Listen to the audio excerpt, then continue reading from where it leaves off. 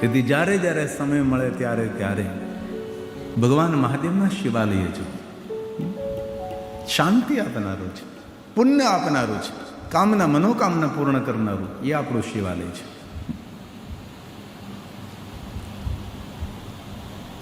ઘરની અંદર પણ ભગવાન મહાદેવના લિંગ સ્વરૂપની પૂજા રાખે. સુંદર નાનકડું શિવલિંગ હોય, જેને આપણે ચલિત શિવલિંગ કહીએ છીએ.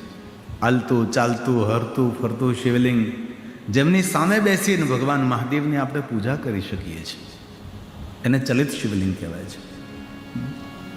પ્રશ્ન એક થાય કે એક રખાય, બે રખાય, ત્રણ રખાય. મંદિરમાં જેટલી જગ્યા હોય એટલા શિવલિંગ રખાય, પણ ઓછા ભગવાન હોય તો પૂજા કરવામાં આપણને અનુકૂળતા રહે. ઘણાના મંદિરમાં બહુ ભગવાન ઝાઝા હોય, એટલા બધા ભગવાનને ભેગા કર્યા પણ એકેય ભગવાન ઉપર તેને શ્રદ્ધા ન હોય એમ. એટલે એક ભગવાનને બીજા ભગવાન ત્રીજા ભગવાન લાવ્યા જ કરે. પણ કોઈનું ભલું કરીને તો ભગવાન આપોઆપ આપણા પર કૃપા કરવા લાગે છે. ઘરનું નાનકડું દેવસ્થાન, થોડી વાર માટે બેસી ભગવાનનું ભજન કરવું છે, અને થોડાક જલ્દી ઉઠી અને ભગવાનની માળા જપ કરવો છે. અમારે જો હરે કૃષ્ણ હરે રામાવાળા દરેક ગળાની અંદર માળા તેની સાથે જ હોય, કોઈ શરમાય નહીં એ લોકો. સમેટ સંપ્રદાયમાં પણ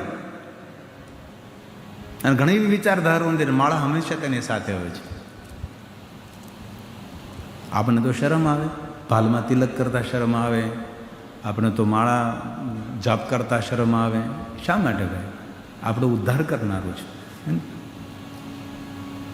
તો બ્રહ્મલોકમાં નારદજીને કહે છે, નારદજી, ભગવાન મહાદેવના નિરાકાર લિંગ સ્વરૂપની પૂજા એ પ્રધાન પૂજા છે, પ્રથમ પૂજા છે. પૃથ્વ્યામ યાની લિંગાની, આ પૃથ્વી ઉપર કેટલા ભગવાન મહાદેવના લિંગ સ્વરૂપો છે તેની ખબર મને પણ નથી. એક પણ તીર્થ એવું નથી કે તીર્થમાં ભગવાન મહાદેવ ન હોય. સભી તીર્થોમાં, દરેક તીર્થોમાં મહાદેવજી બિરાજે છે.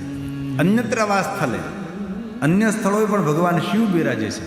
કોઈ શિવલિંગ પ્રસિદ્ધ છે, કોઈ શિવલિંગ પ્રસિદ્ધ નથી.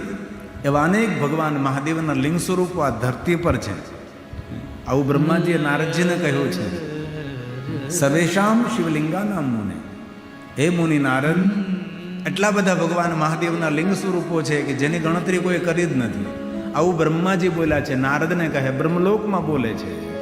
સર્વેષાં શિવલિંગાનાં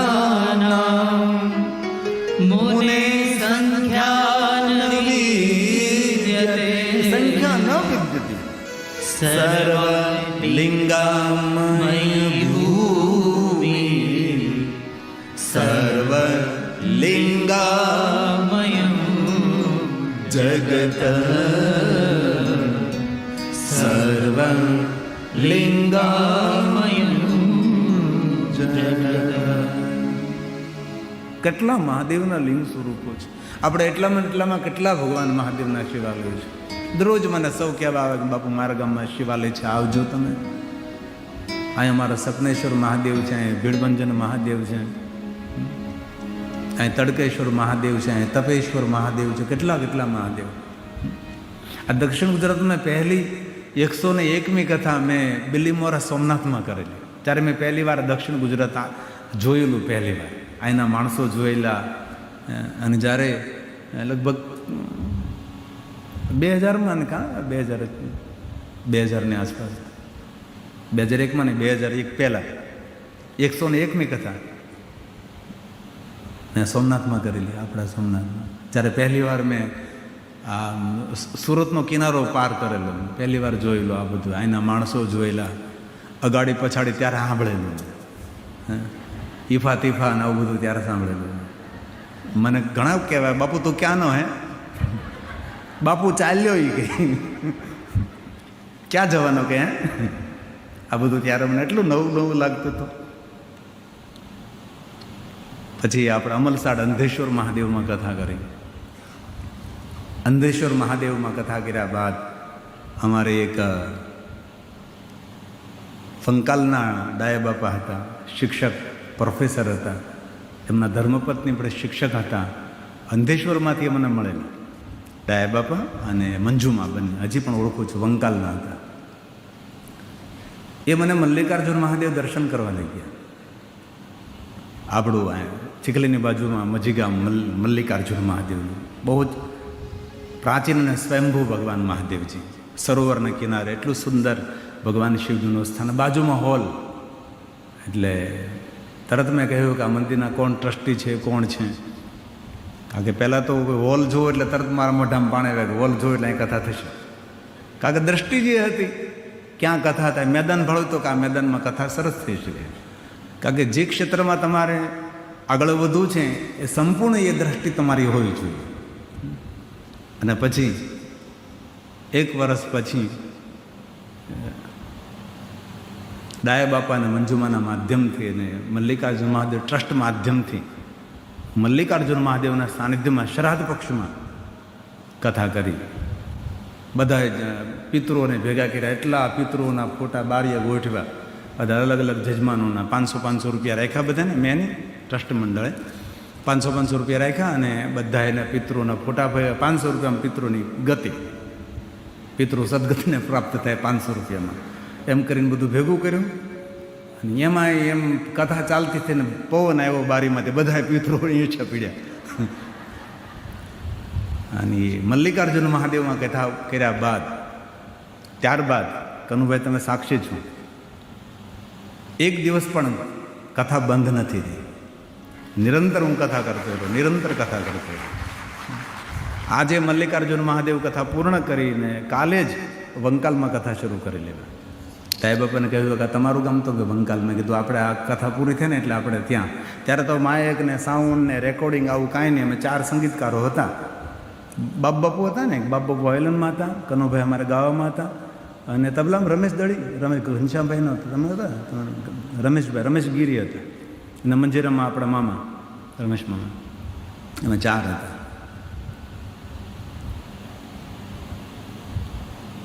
એમ કરતાં કરતાં આજે જયેશભાઈ કલવાડામાં પહોંચી ગયો. વર્ષો વીતી ગયા. તો પાતાલે જેટલા શિવલિંગો ધરતી પર છે એટલા શિવલિંગો પાતાળમાં છે. અને ત્યાં મજીગામ મલ્લિકાર્જુન મહાદેવની સામે આપણે સાંઈધામ બનાવેલું, સરસ સાંઈધામ છે. ત્યારે મંદિર થોડું ડેમેજ થયું એટલે પડી ગયું છે, ફરીવાર બની રહ્યું છે. ત્યાં અન્નક્ષેત્ર ચલાવતા ઘણા સમય સુધી અન્નક્ષેત્ર ચાલ્યું, પણ પછી પીનારા માણસો બહુ આવતા હતા, ભોજને કરે અને રંજાડે કરે, એટલે પછી બંધ કરવું પડ્યું. બાકી ઘણા સમય સુધી લગભગ 7-8 વર્ષ અન્નક્ષેત્ર ચલાવ્યું છે જમવાનું. પણ પછી કારણ કે અહીંયા થોડોક એવું તો ખરું, અને અમુક ગામના તમે નામ આપો ને, અમુક ગામના નામ આ વિસ્તારના, 4 પછી ચા નહીં, 6 પછી પાણી નહીં, બોલો. એ ગામમાં મેં રાતની કથાઓ કરી છે અને એ બધાને હું ઓળખું છું. અને આ માહોલ 1 દિવસનો નથી, આ માહોલ 25 વર્ષની મહેનતનું ફળ છે. 25 વર્ષ લગાતાર આપણે કથા કરી ત્યારે આ માહોલ બને. હે ને? પાતાલે પાતાલે ચાપી વર્તન્તે, જેટલા શિવલિંગો ધરતી પર એટલા જ પાતાળમાં છે, જેટલા પાતાળમાં છે તેટલા જ સ્વર્ગે ચાપી તથા ભુવિ સર્વત્ર પૂજ્યતે શંભુ સદેવા સુરમાનુષે સદેવા સુરમાનુષે. ભગવાન મહાદેવનું લિંગ સ્વરૂપ એ આકાશનું પ્રતીક છે. કોઈ તમને ક્યારે પૂછે કે આ શિવલિંગ એટલે શું, તો કે શિવલિંગ એટલે આકાશનું સ્વરૂપ. આકાશ કેવું લાગે છે? લિંગ સ્વરૂપ છે ને. આકાશ કોને લાંબુ પહોળું ટૂંકું ન લાગે. આકાશ હંમેશા એક જ સરખો સૌને દેખાય. અને કોઈ પણ દેશમાં જો તમે આકાશના કેન્દ્રમાં જુઓ છો, અહીં તમે મંડપમાં બેઠો છો, તમે આ ખૂણા પર બેઠો છો, પહેલા ખૂણા પર બેઠા છો, આ ડૂમ છે તેની અંદર તમે એક બીજા ખૂણા પર અહીંયા આગળ બેઠા, પણ આ ભગવાનનો એટલો મોટો આ ડૂમ છે ને કે અમે બધે કેન્દ્રમાં જ બેસે. કોઈને પણ અનુભૂતિ એવી નથી કે હું કોઈ આ જે આકાશ છે તેના ખૂણામાં બેઠો છું. એક જ સરખું છે. ભગવાન સૌને પોતાના કેન્દ્રમાં રાખે છે. તેથી આકાશના પ્રતીક સ્વરૂપે આપણે શિવલિંગની પૂજા કરીએ છીએ. અને માતા પૃથ્વીના પ્રતીક સ્વરૂપે આપણે પીઠની પૂજા કરીએ છીએ. માં ધરતી આપણને ધારણ કરે છે, આકાશ આપણા પર અનુગ્રહ કરે છે. આકાશ આપણા પર અનુગ્રહ કરવાનું છોડી દે તો માણસ જીવિત ન રહી શકે. ધરતી માતા ધારણ કરવાનું, ધરતી સ્થિર છે, ધરતી ધૈર્ય છે, તેથી આપણને ધારણ કરે છે. જીવન જીવવા માટે માતા ધરતી આપણને જીવન આપે છે. તો ધરતીના પ્રતીક સ્વરૂપે પીઠની પૂજા કરીએ છીએ. આકાશના પ્રતીક સ્વરૂપે આપણે શિવલિંગની પૂજા કરીએ છીએ. આકાશમ લિંગ મિત્યાહુ, આકાશમ લિંગમિત્યાહુ પૃથ્વી તસ્ય પીઠિકા આલયમ સર્વદેવાનાં તસ્મા લિંગ મુચ્યતે, તસ્મા લિંગ મુચ્યતે. આલયમ સર્વદેવાના, વિશ્વના દરેક દેવી દેવતાઓ શિવલિંગમાં બિરાજે છે. તેથી રોજ ભગવાન મહાદેવને જલાભિષેક કરો, ભગવાન મહાદેવના લિંગ સ્વરૂપનું દર્શન કરો. ઘરમાં શિવલિંગ રાખતા હોય તો ખૂબ ભાવથી તેનું પૂજન કરો, તેને જલાભિષેક કરો. થાળીમાં, ત્રાસમાં લઈ, પાત્રમાં લઈને ભગવાનને સ્નાન કરાવો. સ્નાન કર્યા પછી કપડેથી તેને લૂછી અને ફરી પાછું મંદિરમાં સ્થાન ઉપર બિરાજમાન કરી દેવું. પુષ્પ ચડાવી, બેલોપત્ર ચડાવી. પેલું તૈયાર ચંદન ડબ્બીવાળું મળે, કોઈ દિવસ ભગવાનને નહીં ચડાવવાનું. એ કલર, એ કેમિકલ હોય. કપાળમાં પણ એનો ચાંદલો નહીં કરવાનો, કપાળ કાળું થઈ જાય. ચંદન ઘસવું પડે, ઓરિસ્સા ઉપર, તખતા ઉપર સુખડનું લાકડું આવે, કાષ્ટ આવે. એ બધી વ્યવસ્થા સુવિધા ન હોય તો સુંદર ભસ્મ, કોઈ જગ્યાએ યજ્ઞકુંડ હોય, કોઈ બ્રાહ્મણો યજ્ઞ કરતા ત્યાંથી ભસ્મ લઈ લઈએ, અથવા કોઈ તીર્થમાં જઈએ ત્યાંથી ભસ્મ મળી જાય. અત્યારે તો ઓનલાઈન એ ભસ્મ મળે છે. કેટલું સરસ સુવિધા, કેટલી સરસ થઈ ગઈ. ને ભસ્મની બિંદી ભગવાનને કરીએ, ભસ્મની બિંદી આપણે કરીએ, ભગવાનનું દર્શન કરીએ. આપણે એક શિવલિંગની ઉપાસના કરવાથી વિશ્વના દરેક દેવી દેવતાની ઉપાસના કરવાનું ફળ મળે છે. કારણ કે જે કાંઈ છે એ બધું આકાશમાં જ છે ને. દરેક તીર્થો આકાશમાં છે, દરેક ગ્રહો, નક્ષત્ર, આપણા પિતૃઓ, આપણા વિશ્વના દેવતાઓ, દેવી દેવતાઓ સૌ આકાશથી બહાર કહે છે ને આકાશ અનંત છે. તેથી આકાશના પ્રતીક સ્વરૂપે ભગવાન આપણે મહાદેવના લિંગ સ્વરૂપની પૂજા કરે છે. ધરતી મારી માતા, પિતા આસમા. મારા સુંદર એક સુંદર ભજન ઘણા સમયથી ગાયું નથી.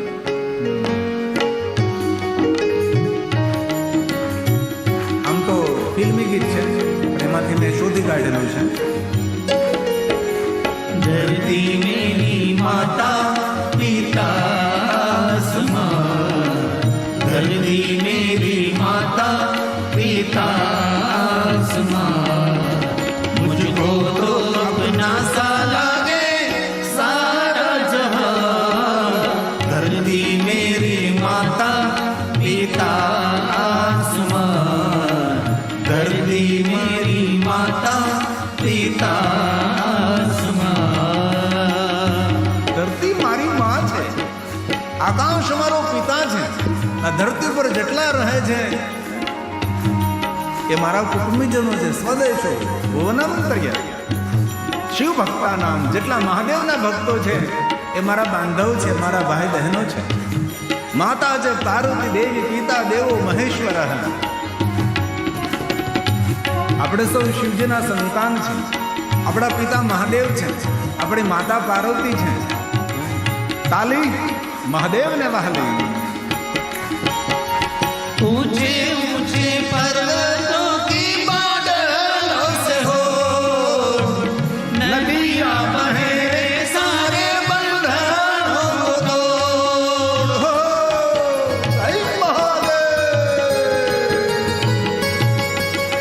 ऊंचे ऊंचे पर्वतों की बादलों से हो, नदियां बहे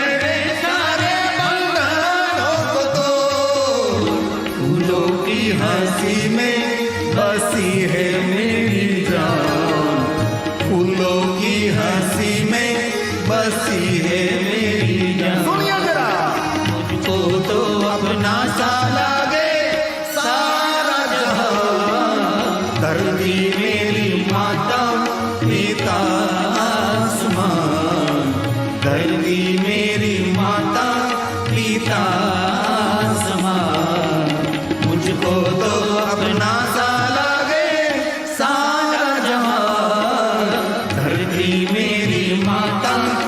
पिता आसमां, धरती मेरी माता पिता आसमां।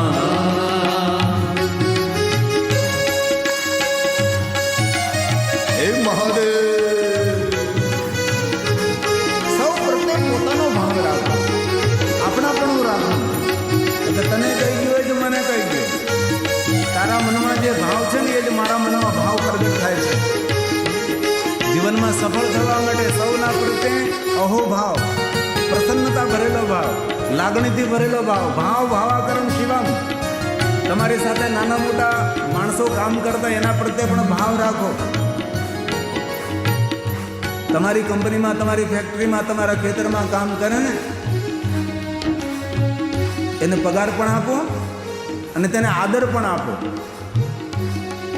આદર અને આદર્શ વગરનું જીવન તો જીવવું નકામું. હે, આપણા સ્વરૂપો છે, આપણા અંશ રહેલા છે. અમારી જયશિવની કંપની છે, કેટલા બધા માણસોને સાથે રાખે છે. આ બધાની રોજીરોટી ચાલે છે. એટલે જયેશભાઈની સાથે જેટલા ભાઈઓ બહેનો કામ કરે છે એ પોતાના મનમાં એવું જ ધારે છે કે આ કંપની જયેશભાઈની નથી, આ કંપની તો અમારી છે. પોતાપણો ભાવ રાખીને આ કામ કરે છે બધા જ.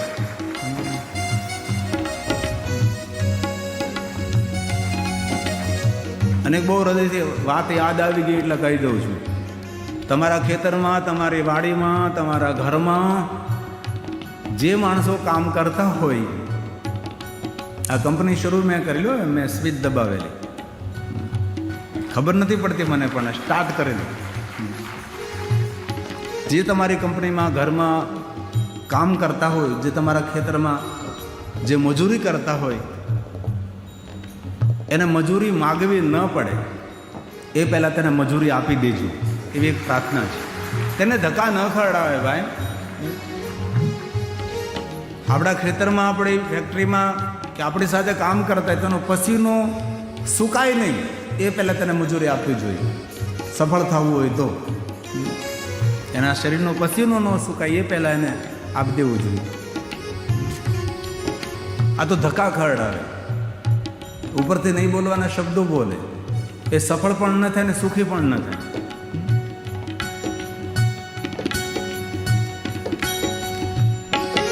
हो यूं तो मेरी अखियों ने देखे कई रंग, मन को न बांधा मैंने किसके भी संग।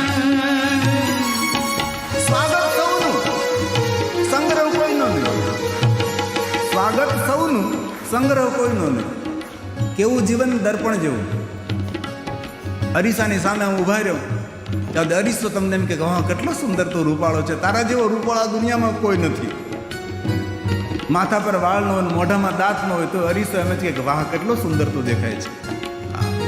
દર્પણ પાસેથી શીખવા જેવું છે. સ્વાગત સૌનું કરો, સંગ્રહ કોઈનો નહીં. અને દરેક આપણા જીવનમાં અનુભવ છે. કઈક રંગ જોયા હોય માણસોને. દુનિયા છે હવે રંગ રંગબીની. સુંદર પંક્તિ છે, ધ્યાન દીજીએ શબ્દો પર. हो यूं तो मेरी अखियों ने देखे कई रंग, मन को न बांधा मैंने किसके भी संग।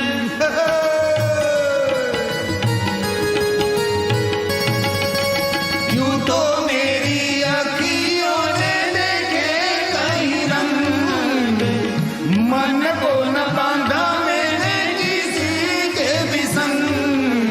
चल के ऊपर तैरो मैं हंस के समान, चल के ऊपर तैरो मैं हंस के समान।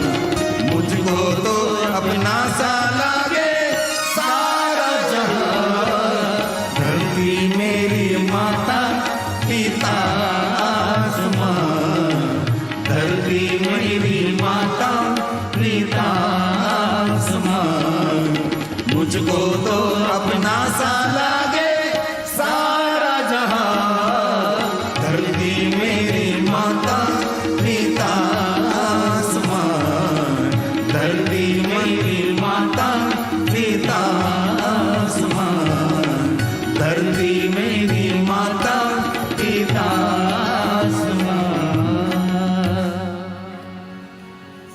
જેટલા શિવલિંગો ધરતી પર છે એટલા પાતાળમાં છે, જેટલા પાતાળમાં એટલા સ્વર્ગમાં છે. ત્રણે ત્રણ ભુવનમાં ભગવાન મહાદેવ બિરાજે છે. તમે બ્રહ્મલોકમાં ક્યારેક જાઓ તો બ્રહ્માજીના લોકમાં પણ ભગવાન શિવ બિરાજે. વૈકુંઠમાં જાઓ તો ભગવાન મહાદેવ બિરાજે. ગૌલોકમાં જાઓ તો મહાદેવ બિરાજે. કોઈ તીર્થમાં જાઓ તો મહાદેવ બિરાજે.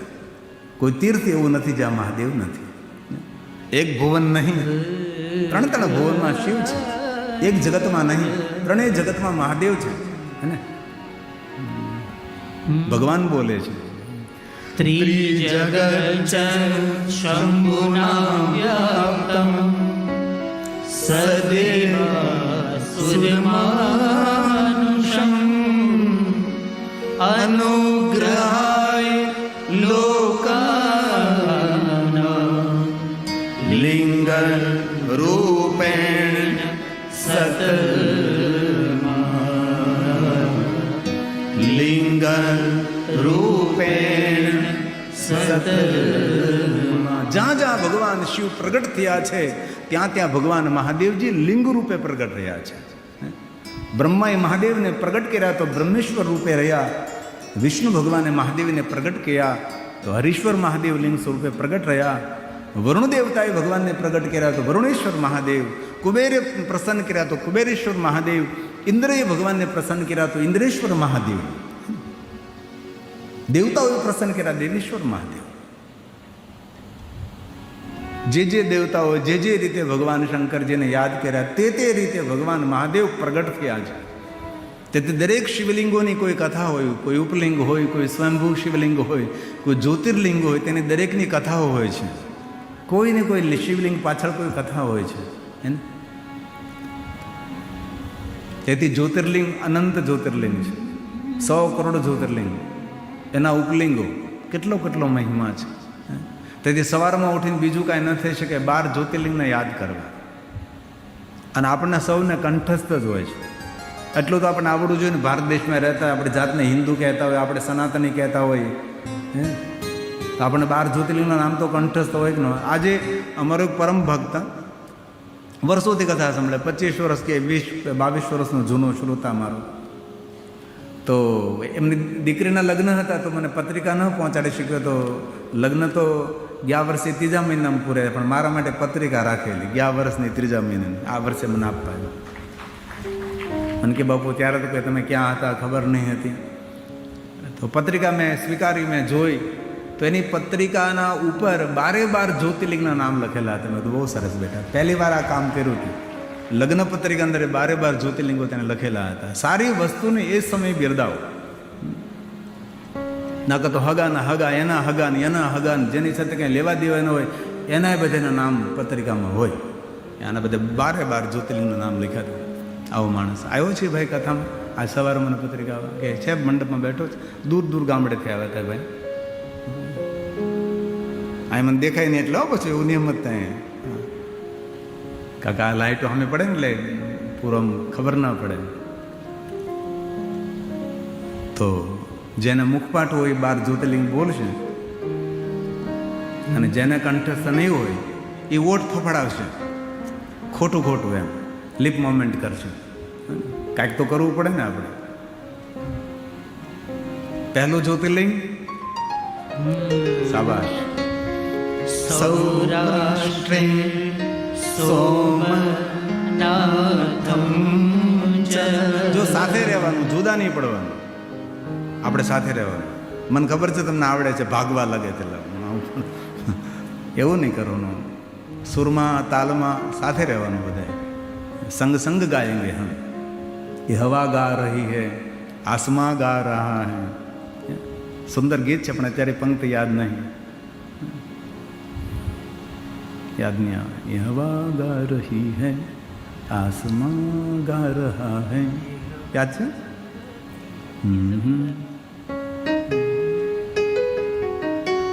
ये तर्ज આપણે એના પરથી બનાવ્યું. મેરે ભોલે કે સહારે.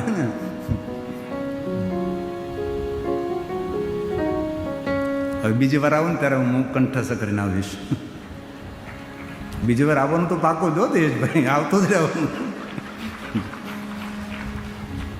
નથી કહેતા મહેમાન આવતા जाता રહેજો હોય કે આવતા જતા રહેજો. तो आइए साथ में भाव से और आदर के साथ सौराष्ट्रे सोमनाथं च श्रीशैले मल्लिकार्जुनम् उज्जैन्यां महाकालम् ओंकारं बमलेश्वरम् परल्या वैद्यनाथं च दाक्षिण्यां भीमशङ्करम् सेतुबन्धेतु रामेशं नागेशं दारुकावने वाराणस्यां तु विश्वेशं त्र्यम्बकं गौतमी तटे हिमालये तु केदारं भूषणेशं च शिवालये एतानि ज्योतिर्लिङ्गानि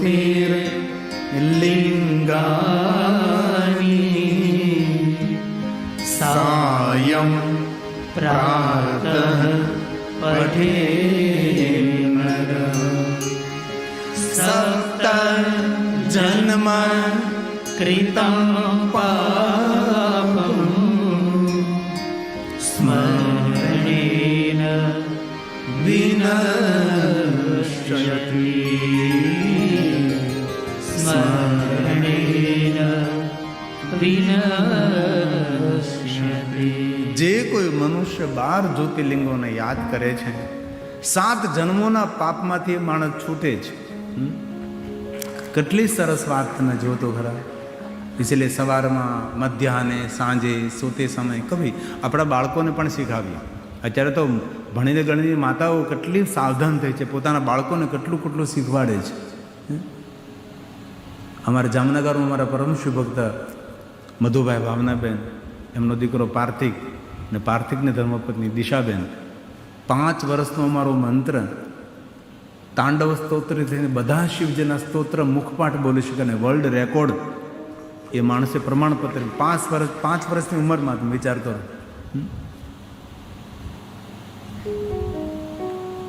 આ છે મંત્ર નાનકડો એવો. તેથી માં શું ન કરી શકે? આ કંઠસ્થ બોલે. તમે જો તાંડવ બોલ રાવણ કૃત, તમે કે કેટલા નંબરનું બોલો? 8 નંબર, 7 નંબર, 6 નંબર, તમે કયો વચ્ચેથી બોલી શકે. આ પાર્થેશ્વર મહાદેવની પૂજા કરે છે અને મારા જેવા કપડાં પહેરે ઘરે હોય ત્યારે.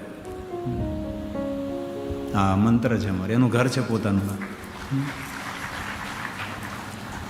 આ યોગદાન છે એની માનું, માતાનું, દિશાબેન. આ મંત્ર જ્યારે પેટમાં હતો 9 મહિના સુધી ઓરડામાંથી બહાર ન નીકળે. 18 પુરાણ 9 મહિનામાં તેને વાંચન કર્યું. નહીં મોબાઈલ, નહીં ટીવી, બધા સ્તોત્રનો પાઠ કરતી, રોજ પાર્થેશ્વર મહાદેવનું પૂજન કરતી. અને ગાયત્રી પરિવારની બહેનો ગર્ભ સંસ્કાર માટે તેને માર્ગદર્શન કરતી હતી, ગર્ભ સંસ્કાર માટે. અને ગર્ભ સંસ્કારની એક બુક આવે, ગાયત્રી પરિવારમાં પણ મળે છે કે 9 મહિના માના પેટમાં જ્યારે બાળક હોય ત્યારે માતાએ શું ખાવું, શું નહીં ખાવું, કેવા વાણી વર્તનમાં રહેવું, કેવા વાતાવરણમાં રહેવું, તેનું આખું મોટું વિજ્ઞાન છે. હમણાં હું તમને કહું, કેટલીક આપણા ભારત દેશની ગૌરવની વાત છે. 19 વર્ષનો બ્રાહ્મણનો યુવક 25 લાખ મંત્રો કંઠસ્થ બોલ્યા હતા કાશીની અંદર. આપણા દેશના વડાપ્રધાને તેને ખૂબ ખૂબ ધન્યતા આપી અને પ્રણામ કર્યા. અને 200 વર્ષ પછી આવું એક બાળક આ ધરતી પર જન્મ્યું, અને એ બ્રાહ્મણ પરિવારની અંદર.